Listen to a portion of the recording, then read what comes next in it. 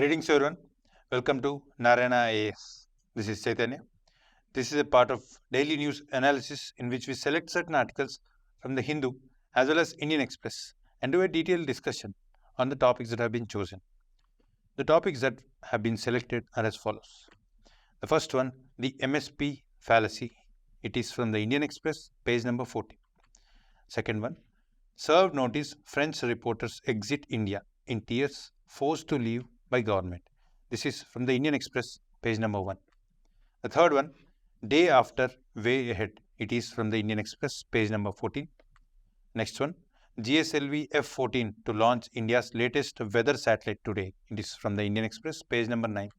Last one, India begins anti-dumping probe on Chinese solar glass. It is from the Hindu, page number 14.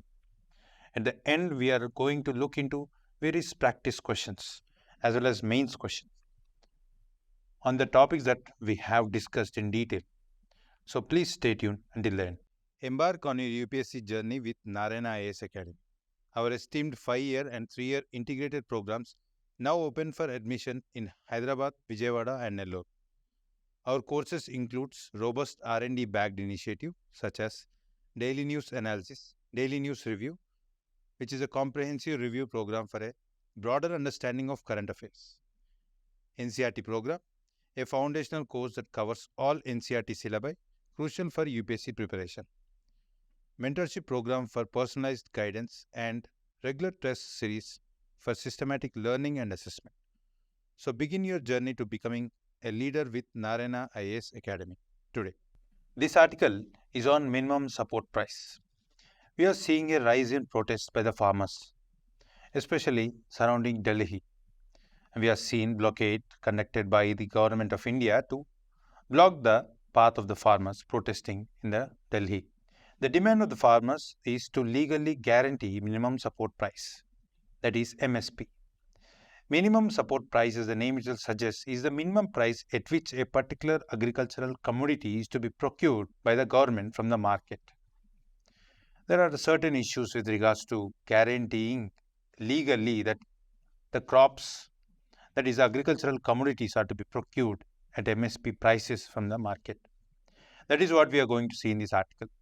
Whether it is eligible, whether it is a just demand, whether it is possible in the first place, because the government is fearing that it will be of burden.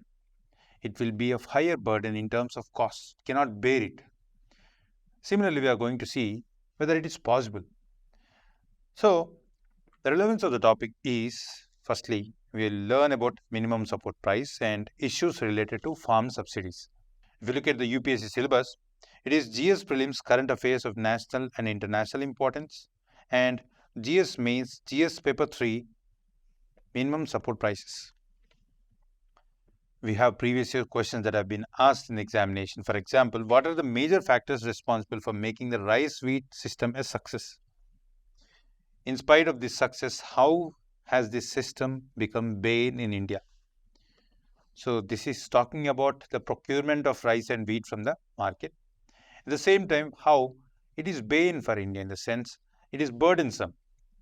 Of course, it is burdensome, at the same time beneficial as well. As a UPSC aspirant, you need to look into both sides and try to bring a comprehensive picture rather than being biased, favoring one particular perspective. Then we could come at a judgment. Now let us look into the article. Firstly, the protest of the farmers is demanding the government to legally guarantee minimum support price. As you've seen in the last few years, that government of India has brought in 3 farm laws, but they were taken back after the farmers have raised various apprehensions, that is doubts regarding these farm laws. This might actually impact the interests of the farmers. During that period itself, Government of India has guaranteed the farmers that it is going to legally guarantee minimum support price. But that demand has not been forthcoming from the government, and thus farmers have again started protesting, especially in the national capital region. So what is MSP in the first place? MSP is a minimum support price, that is the price at which the government is supposed to procure the food grains.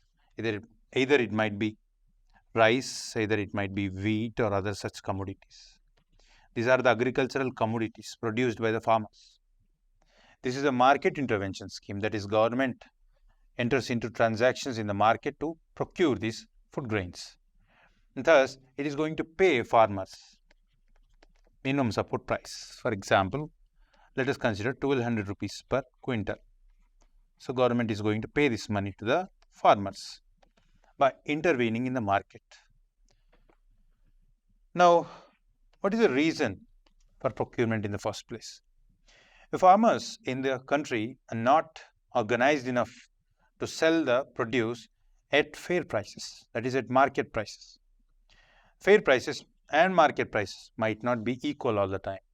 Market price might sometimes be lower than the bare minimum at which the farmer could sell in the market.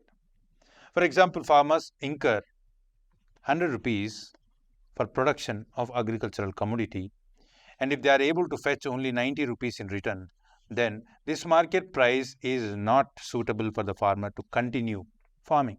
That is, it becomes unviable.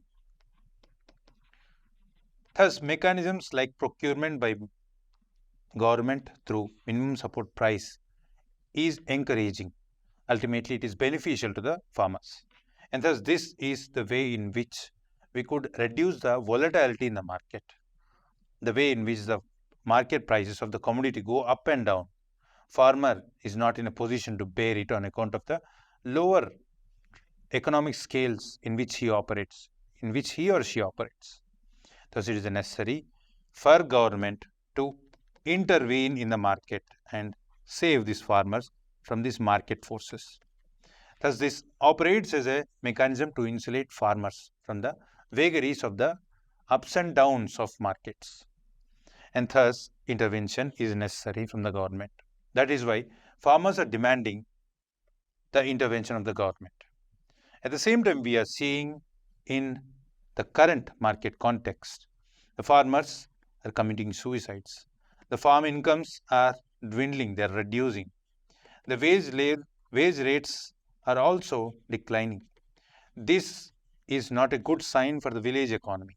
And this crisis is actually leading to the farmers' demand of the MSP. Now, how this MSP is decided in the first place? Government of India has set in certain standards through which it is decided. Certain criteria are taken into account. For example, the factors of production. The factors of production, nothing but the inputs that the farmers utilize to produce this particular agricultural commodity. It might be cost of the seeds, cost of the fertilizers, the cost incurred in irrigating the land, etc., etc. In addition to it, even the imputed costs are also included in assessing the MSP. Imputed costs are nothing but the costs which are not visible, but they are also costs. For example, farmers put in their labor, as well as certain times even their family members are included in producing these crops.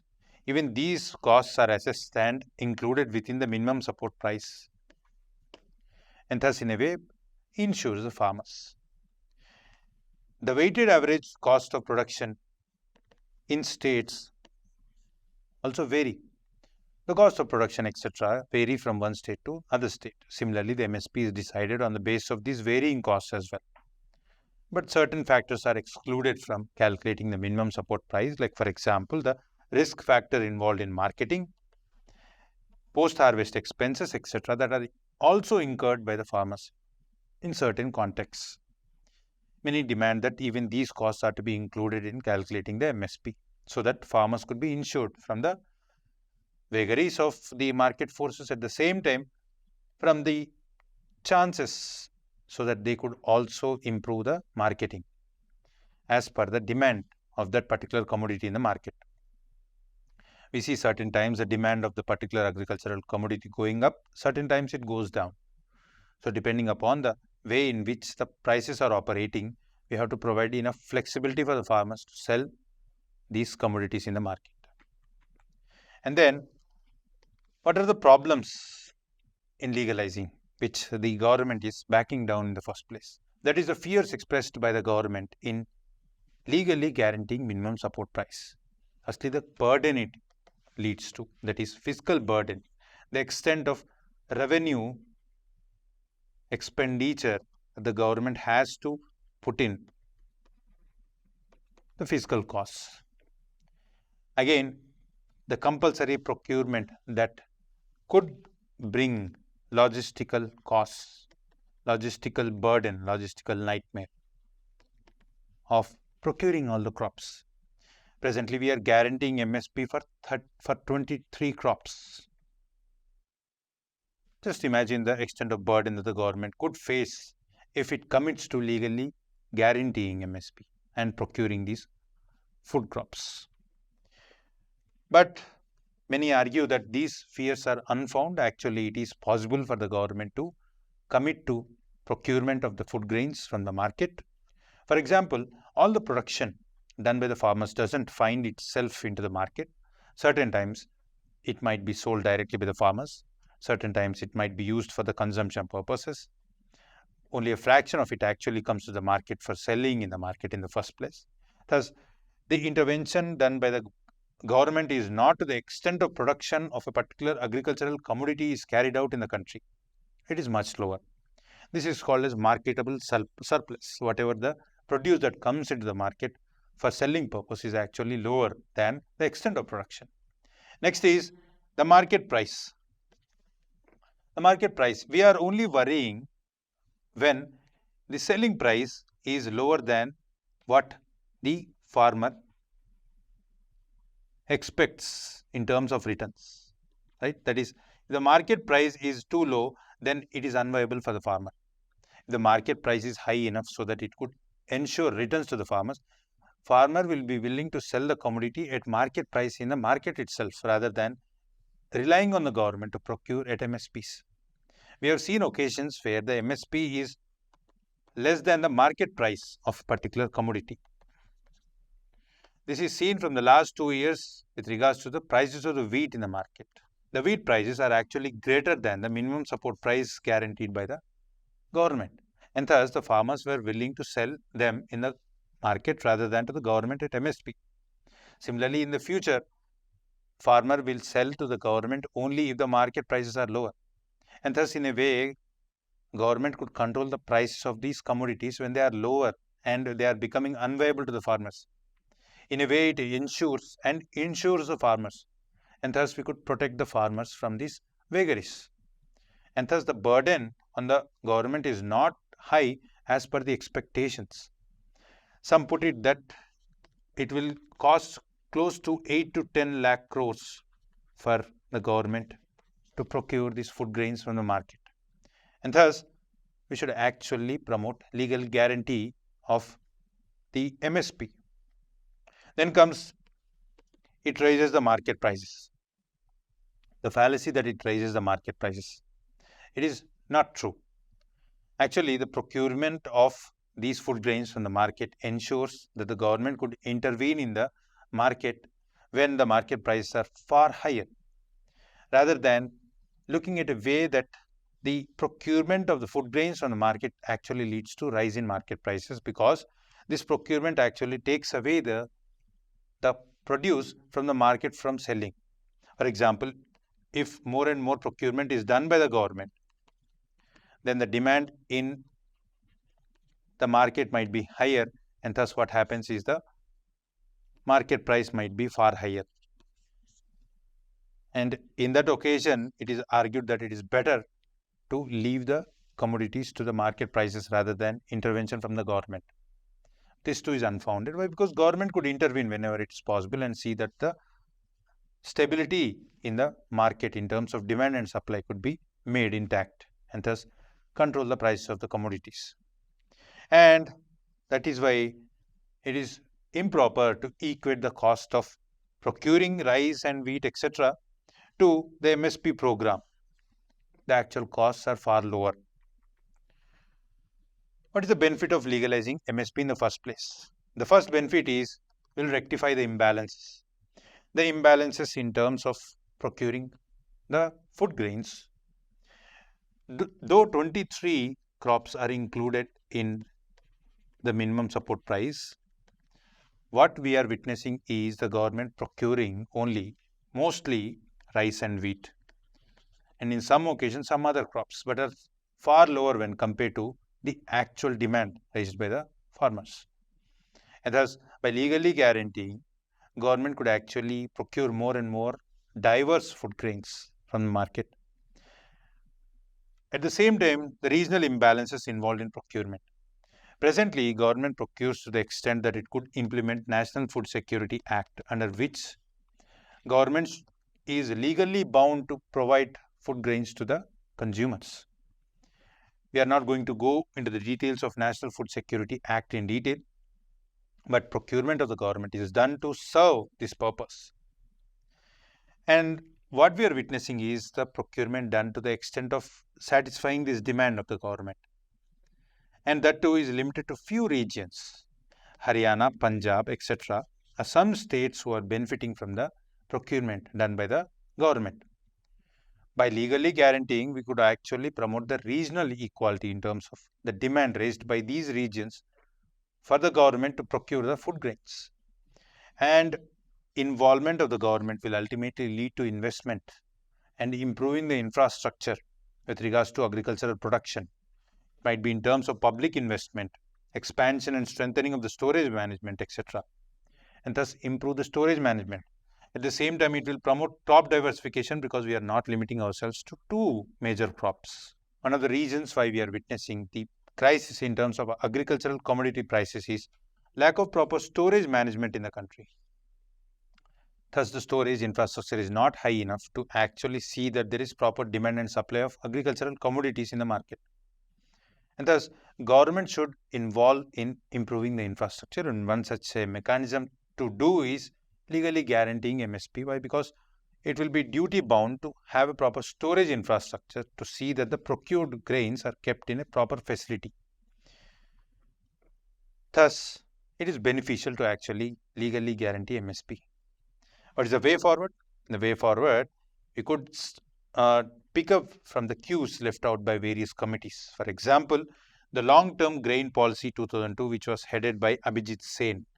It has given various recommendations with regards to how the MSP prices are to be calculated and how it should vary from one state to other state depending upon the costs of production that vary from state to state, etc.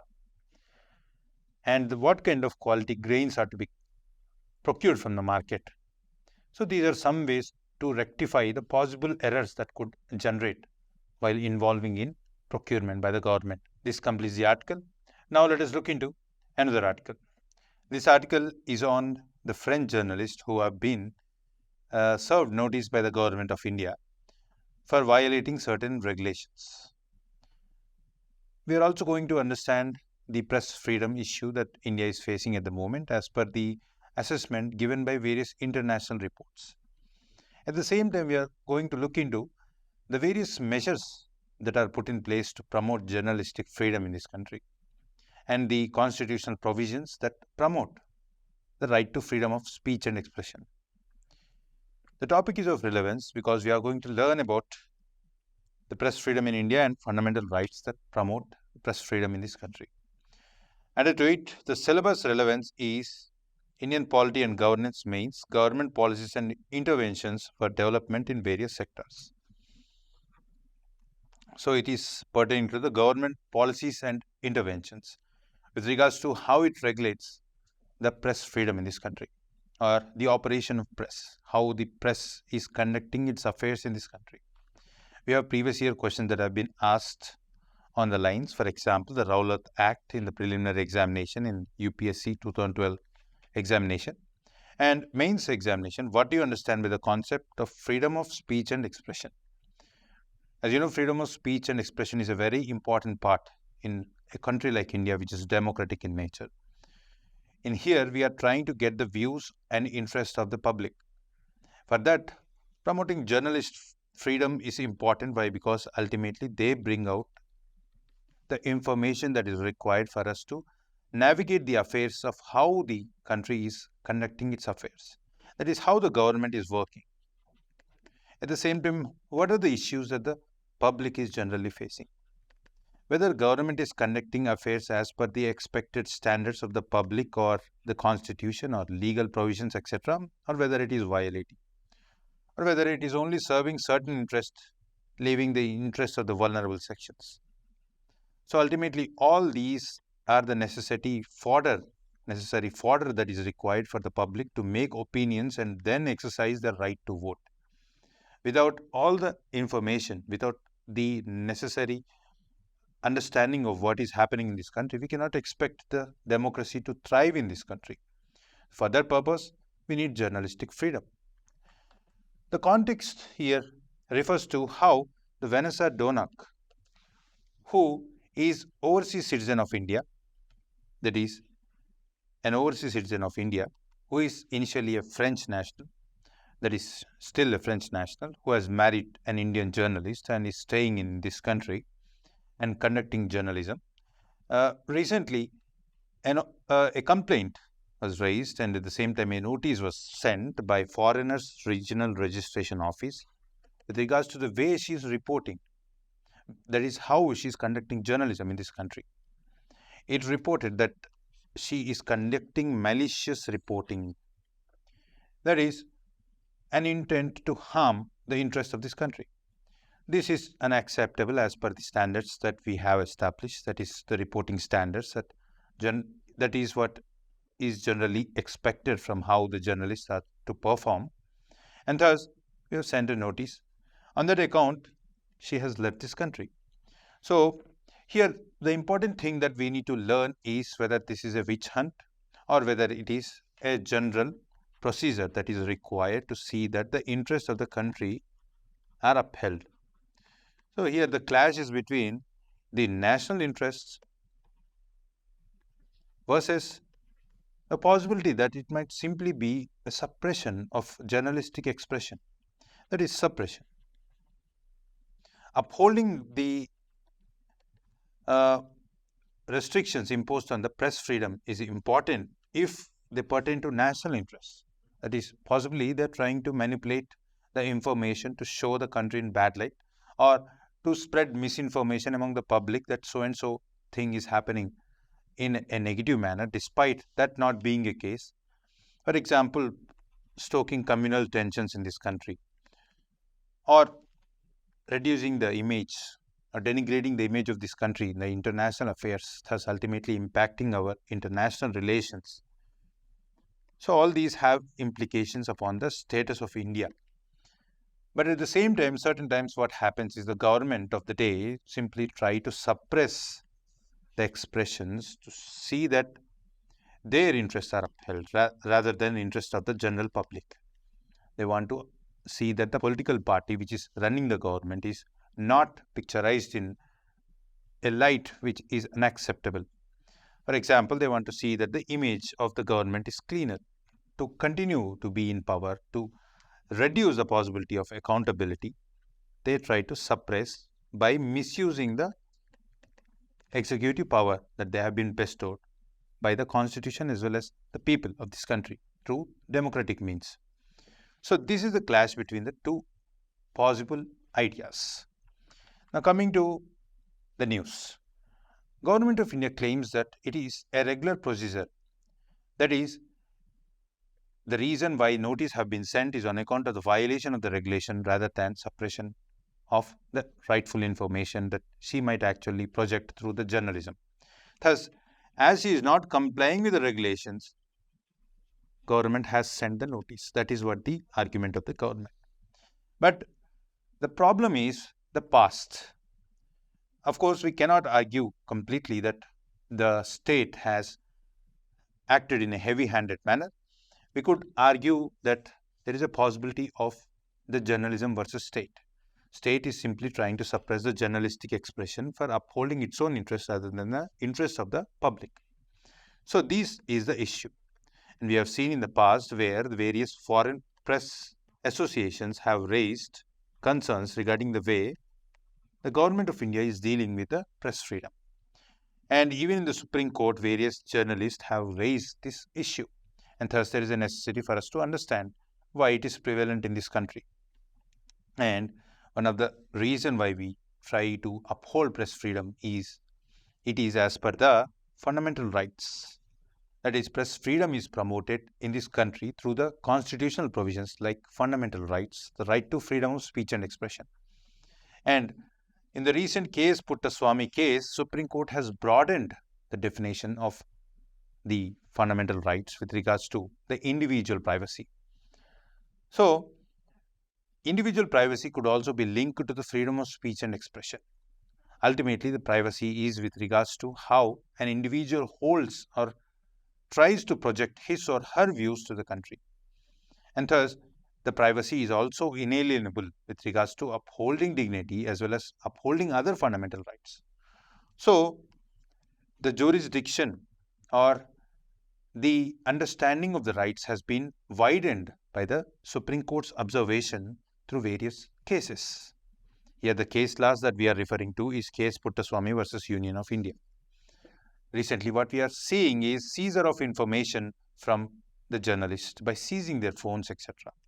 So, by seizing their phones, laptops, etc., it is argued that the state is indulging in violation of the right to privacy and using the power that has been bestowed with the state for suppressing the dissent or suppressing the journalistic expression, which is not in accordance with the views of the government. And thus, in a matter, it is violating the right to privacy. Now, coming to understanding of the press freedom, we have a definition that is provided by Reporters Without Borders that press freedom pertains to having a freedom to say, a freedom to express through writings or through views in digital media, etc., without the opposition from the political, economical, legal, and social interference that is possible. So, if these are hindering the political views or if these are hindering the journalistic expression, then it means that there is a lack of freedom of expression in this country with regards to the press freedom. Why is press freedom important in this country? Upholding people's rights, as we already seen, that there is a possibility that the people's rights might be violated on account of the state or on account of various social forces within our society. For example, caste forces in the country violating the rights of the Dalits on account of the way in which the caste is structured in this country. So, for enlightening the society that these are the problems that the society is facing, we require journalistic expressions. And we have government's accountability, that is, if government is committing any mistakes, any errors, or is not doing the duty as per the expected standards, then the journalists are the ones who bring it to the light and thus enlighten the society. And the propagation of the ideas that are required for improving our ability to understand aspects of society or aspects of the government, etc. Thus, it improves our knowledge levels, wisdom levels. Added to it, it's the foundation for democracy because media is considered the fourth pillar of the democracy. As we have seen in the initial slides, how it is important for us to uphold freedom of expression through journalism, which will ultimately improve the democratic credentials of this country. And awareness creation, similar to the propagation of ideas, it tries to generate awareness of the happenings of the society to the members of the society. That is why it is important for upholding press freedom. Now, the constitutional basis for the freedom. We have already seen that the fundamental rights enshrined in the Constitution provides the political freedoms, out of which one of the freedom, as per the Article 19.2, is freedom of speech and expression. And thus, implicitly, we have the constitutional provision for journalistic freedom in this country. Though it might not be explicitly stated in the Constitution, our provisions generally promote the freedom of speech and expression through journalism. One of the mediums is journalism. We have other mediums as well. An individual in this country is free to express his or her views through whatever mediums of his or her choosing.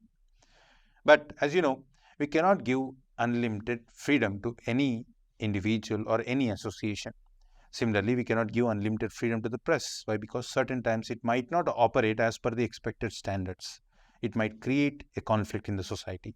It might simply try to operate in such a manner to bring the government in bad light, despite that not being a case.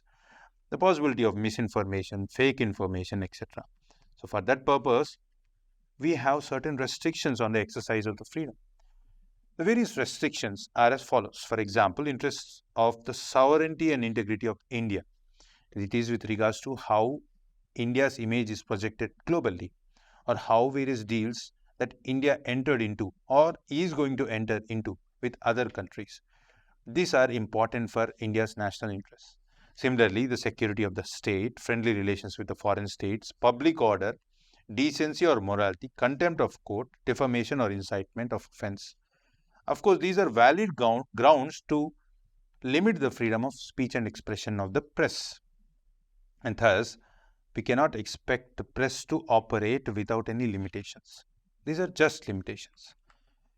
But there are issues with regards to press freedom. We are going to deal about these issues in detail. For example, intimidation and harassment of journalists. We have seen in the past that the journalists are being intimidated.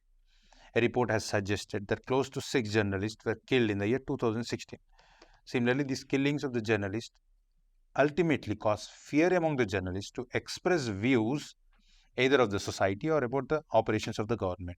Thus, we have to see that these killings are limited, or the intimidation of threat is also limited, because certain times intimidation of violence also causes chilling effect on the journalists to express views that are of interest of the society.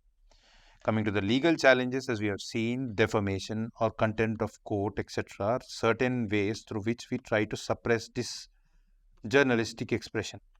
Certain times, of course, it is necessary, but many argue that these are used quite often to suppress the expression.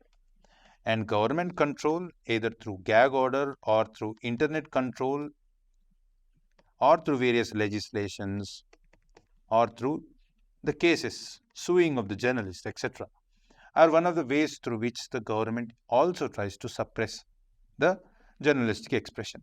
Of course, we cannot consider that all these suppressions are harmful. Certain times they are necessary, as we have already seen in the previous slides, with regards to the limitations that we have to impose on the journalistic freedom. And internet shutdowns. We have internet shutdowns. That is also one of the ways through which we control the flow of information. But certain times it is required. Why? Because the internet provides a medium for expression, but at the same time, the possibility of misusing it to pursue fake expressions, false expressions, fake information, etc., that ultimately creates a possibility of rift in the society among various groups or among various communities, among various religions, etc. Similarly, the lack of media literacy that ultimately leads to spread of misinformation, fake information, etc. Provision of information is important, but at the same time, we have to see that this information is legit. It is true. It is not causing any harmful impact on the society. But many individuals in our country or citizens in this country lack the ability to assess whether the information provided is just or is fake, etc., etc. And thus, this too makes it necessary for us to impose certain restrictions. At the same time, misusing the illiteracy prevalent in this country to spread misinformation by the press is also one of the challenging issues. Coming to the misuse of the social media, we have seen regarding the media literacy. Social media is one of the platforms through which we try to promote the views, information, etc. So, the lack of proper usage of social media is one of the issues that we are facing at the moment. And the political parties and business interests are also seen many times to sue the journalists, thus ultimately impacting their ability to report as per the expected standards, as per the necessities. And the lack of regulation is one of the important aspects. Of course, we have regulation, but at the same time, we do not have the capability to regulate the information that is being provided to the society through various mediums like the internet. And thus, we are still not in a position to regulate the views that are harmful to the society. This is also impacting our ability to promote peace on account of the misuse of the mediums by various journalists or various individuals who act as editors as if they are doing the research, but in reality, they are simply trying to create a wedge in the society. As per the World Press Freedom Index 2022, the performance of India is quite low among the various countries of this global level. For example, it is ranked at 161 among 180 countries in the year 2023. If you look at the 2022 rank, it is around 150. Thus, it is slipping in its rank, showing that the press freedom in India is receding, or it is getting comparatively lower when compared to the similarly placed countries. Either of it is true. And India's position has been consistently falling in the index since 2016, which was 133 in 2016. This shows that the press freedom is cut. This shows that the press freedom is reducing. And the reasons behind the falling of rank is, as we already discussed in the previous slides, the pressure from the government falls in the policy framework, that is, we do not have ample regulations, and India is the world's most dangerous countries for media persons as per the media reports, media association reports. For example, you have seen the killings of the journalists that has been seen in this country. And on the Kashmir issue especially, the way in which the press has been restricted to report on what is happening at the ground level is also seen to be one of the reasons for the lower rank of India. Of course, we have various bodies to promote the press freedom. Ministry of Information and Broadcasting frames the rules with regards to how the press needs to conduct its affairs. We have Press Council of India, we have News Broadcasters Association. For example, Press Council of India is a statutory body. We have Editors Guild of India. This is an association formed which tries to uphold press freedom in this country.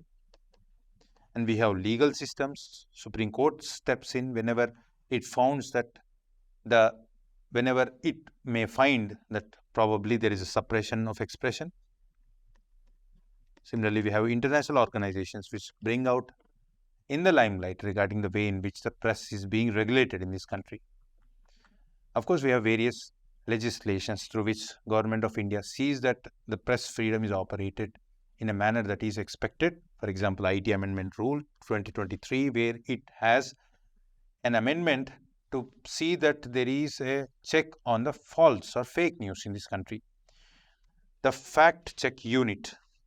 And we have IT Amendment Rules 2022, which talks about the way in which the government or the platforms that deal with the removal of the content. For example, certain times we post in social media, there is a possibility that the social media, without our consent, could take down that content. This content could actually be of some use or is beneficial to the society, but certain times it takes down. What is argued is that these internet mediums or internet companies are acting as a gateway. And for that purpose, we have IT Amendment Rule 2022, where it has to clearly specify the reasons for taking down the content. Similarly, we have Section 69A of IT Act 2000, which has the power to intercept, monitor or decrypt. That is, government has been provided the power to intercept, monitor or decrypt with regards to the way in which information is being transmitted or how it is shared, etc. And thus, this is also an important power that is to be bestowed to see that the information is not spread, which is not acceptable.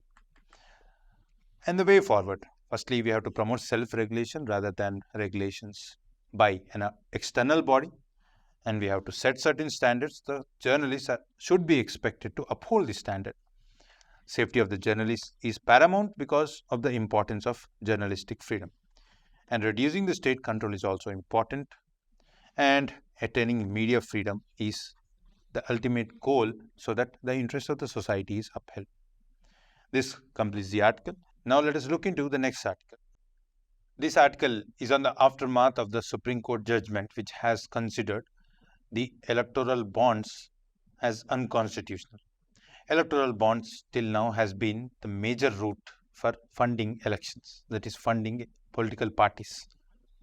That is, of late when it has been started, since its initiation, it has been the main route through which funding was carried out. This was now considered unconstitutional by the Supreme Court in the recent judgment. Now, what is the way ahead after considering them as unconstitutional is what we are going to see in this article. The topic that we are going to learn are as follows: the funding of elections and transparency in political parties. And the syllabus point of view, it pertains to mains GS paper 2, salient features of Representation of People's Act. It is one of the major acts through which we try to regulate the process of elections in this country. Funding of elections is important with regards to maintaining a healthy democracy, or else the money will speak ultimately rather than the policies followed by the government of India or the policies followed by the political parties which run the government of the day. There is a need for us to regulate these practices, and thus we need to learn the way we should adopt the funding of political parties. We have various questions that have been asked in the previous years with regards to these topics. For example, discuss the role of Election Commission of India in the light of evolution of Model Code of Conduct. It has been asked in the year UPSC 2022 examination. Coming to the context, the aftermath of the Supreme Court striking down electoral bonds as a route for funding elections. So, how electoral funding is carried out in India? We have brought certain regulations, certain acts that governs the way in which the funding of elections is carried out in the country. Section 29C of the Representation of People's Act 1951.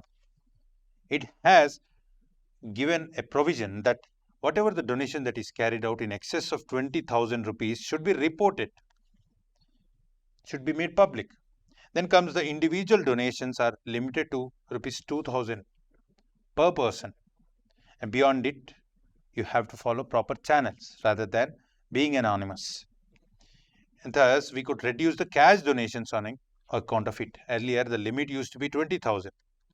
And the corporate donations, with regards to corporate donations, these are to be carried out by the companies which are registered as per the Companies Act 2013, and whatever the donations that these companies have carried out are to be disclosed in the annual report that they usually submit to Ministry of Corporate Affairs. Every company which is registered under Companies Act should disclose certain information.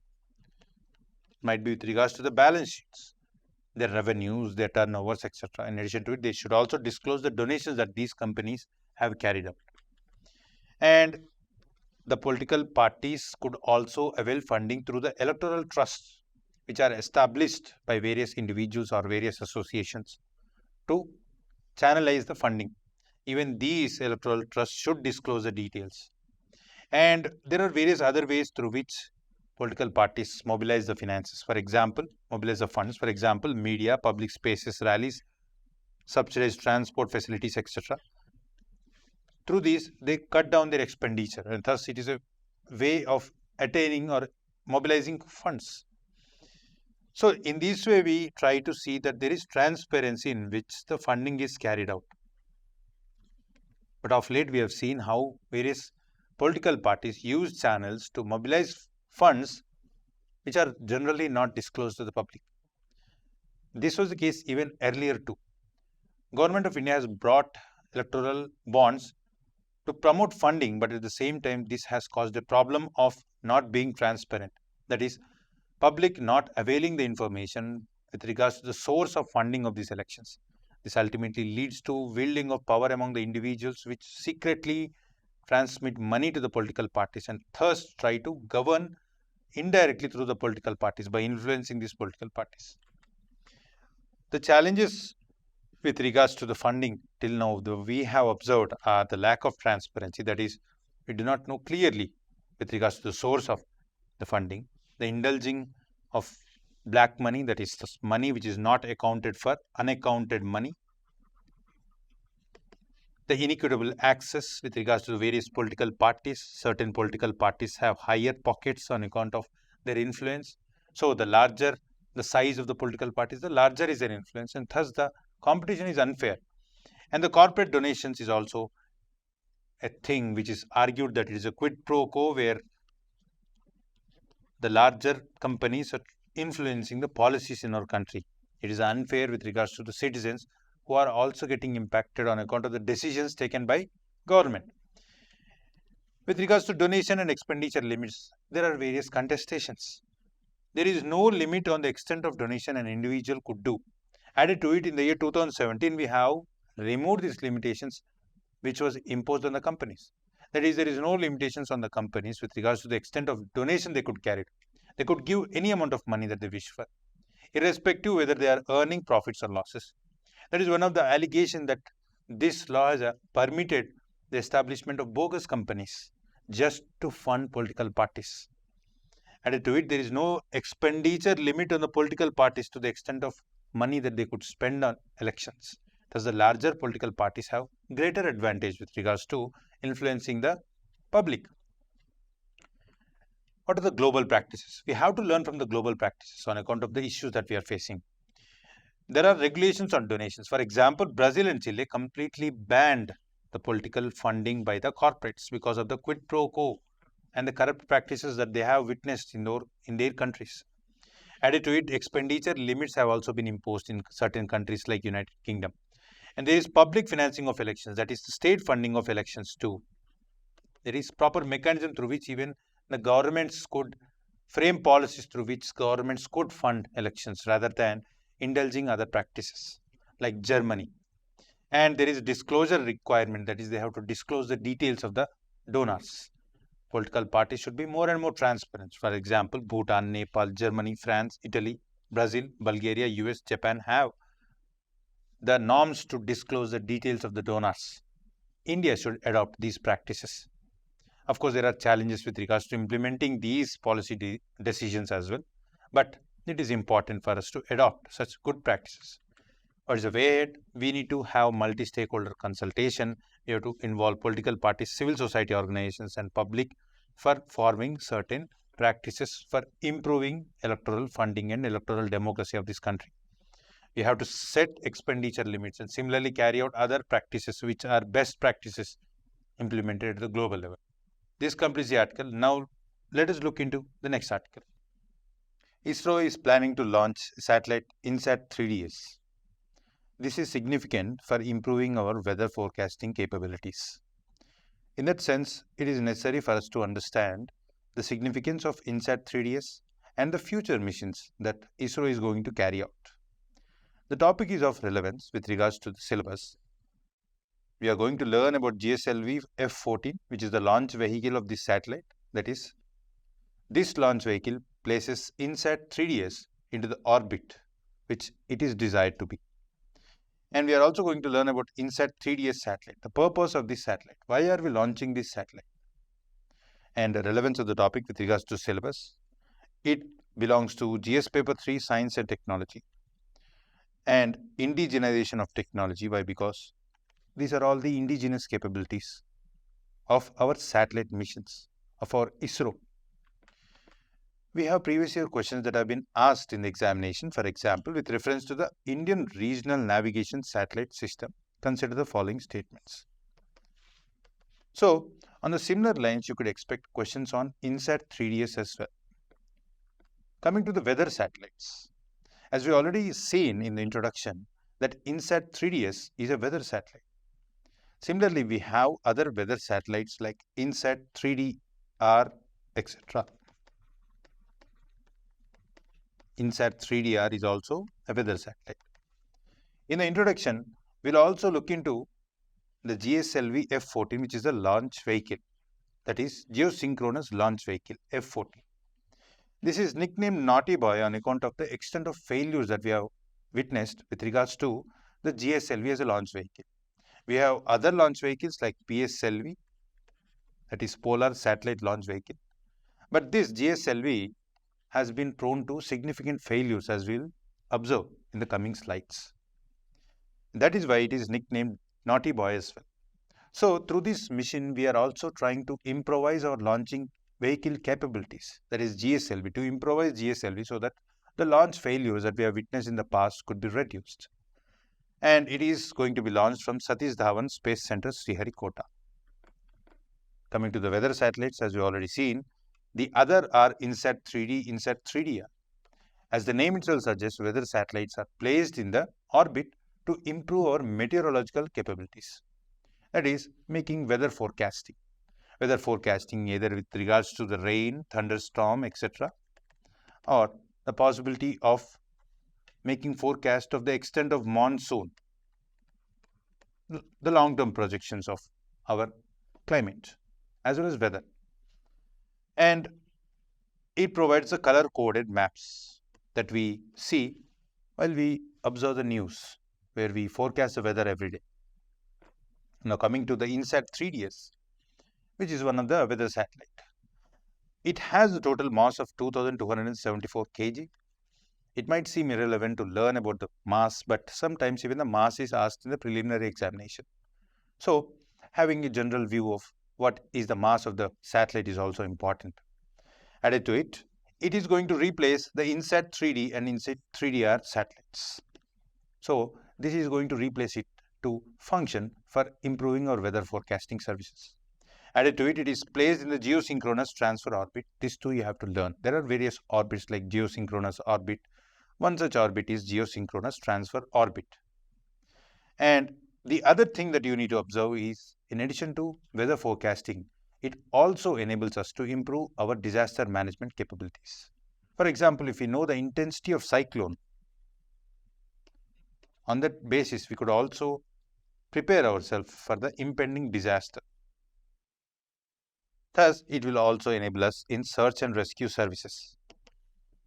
Because of the orbit that it has been placed in, we could observe the Earth's surface and thus use its capabilities to improve our disaster management capabilities as well. Coming to the importance, it is to improve our GSLV track record. Why? Because we have planned many missions which ultimately rely on the capabilities of GSLV. Thus, we need to improvise the technology so that the failure could be reduced. We are also going to see one of the missions that India is going to launch with GSLV as a launch vehicle. If you look at the launch history, it has a checkered track history. As we already seen, out of 15 launches, 4 have generated failures. So this is quite high. And this is very high when compared to our reliable workhorse PSLV, which has witnessed just 3 failures out of 60 missions. Whereas none of the missions of the launch vehicle M3, that is LVM3, has witnessed any failures. Now about GSLV F14, this is the indigenously developed cryogenic engine capability. That is, in this we have 3 stages, one is solid, one is liquid, one is the cryogenic engine, which we have developed on our own. This cryogenic engine is crucial to improve the lift-off capabilities of the launch vehicles. And thus we are able to place the satellites which are of higher masses, that too at higher orbit. For example, 37,000 kilometers orbit, just for example, and with significant mass. This is crucial especially for the future missions, like for example, we are trying to see that we could place a man in the space, in the low Earth orbit. For that, we need to improve the capabilities of GSLV. And that is why in the future mission, for example, NISAR, which is going to be launched through GSLV, we need improvisation of the technology. NISAR is one of the important satellites, which is a joint project between NASA and ISRO. It is a joint project.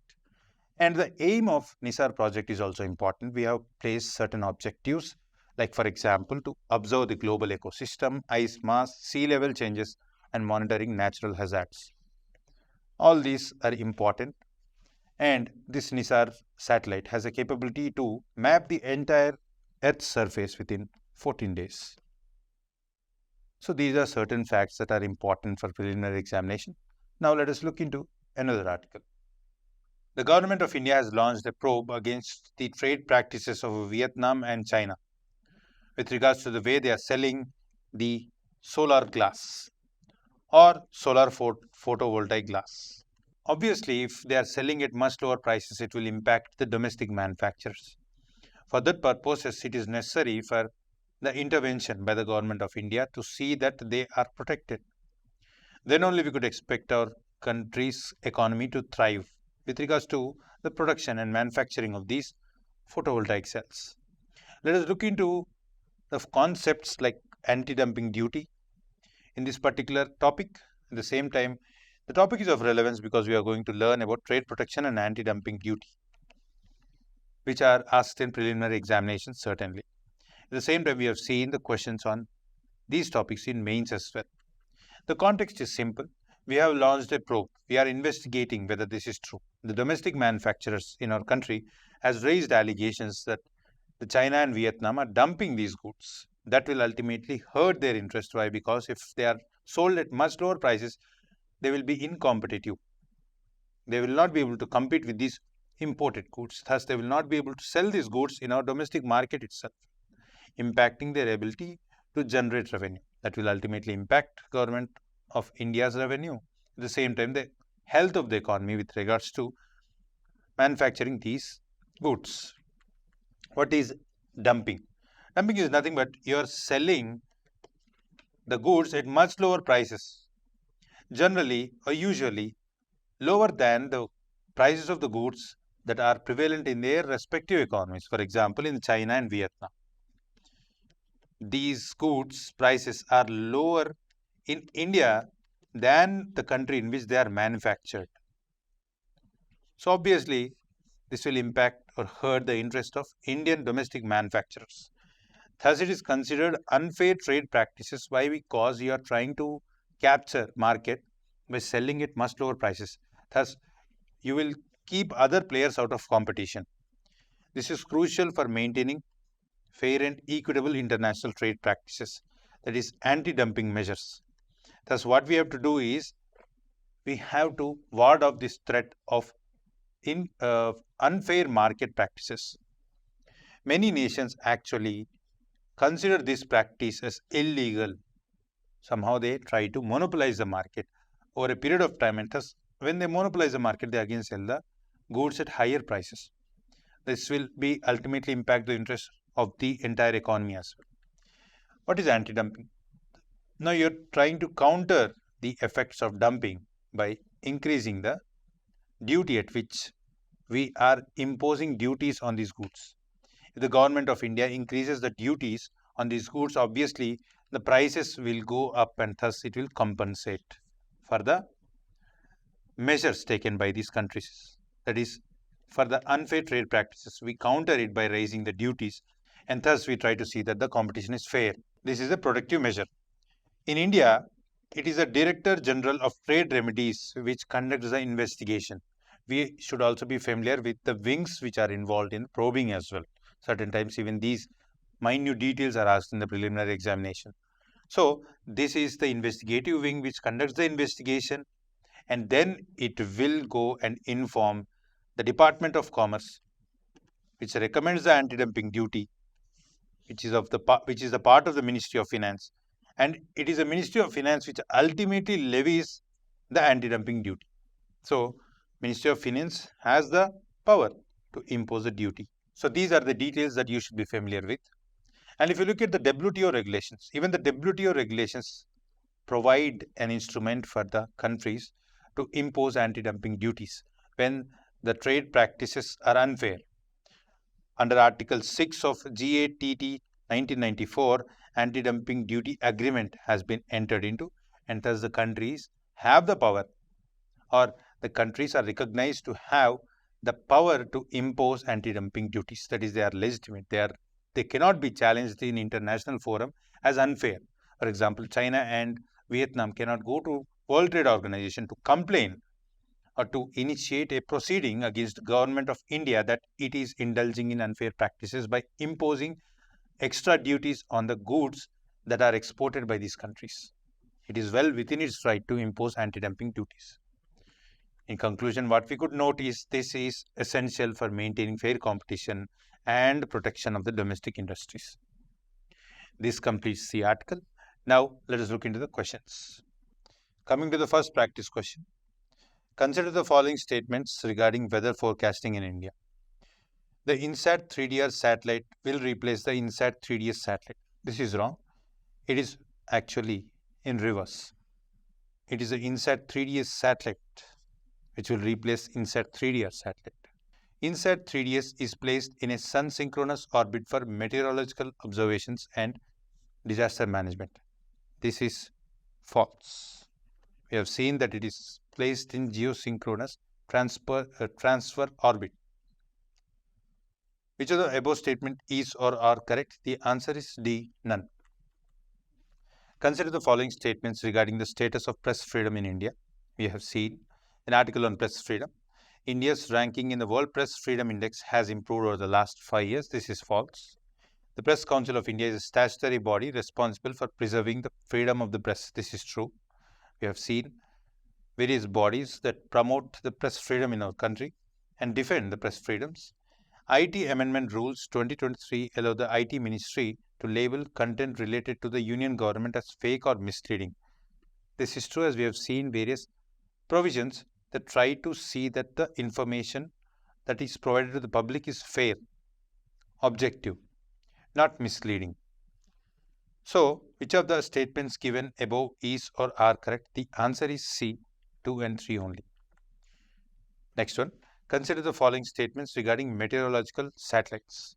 Only geostationary satellites can be used for weather forecasting because such a satellite provides continuous monitoring of a specific region such as a continent or an ocean. This is false because even in the low Earth orbits, the satellites are placed. Actually, they give better images, and it is not necessarily aligned to the orbits which could continuously have a gaze on India or in a particular geographical territory.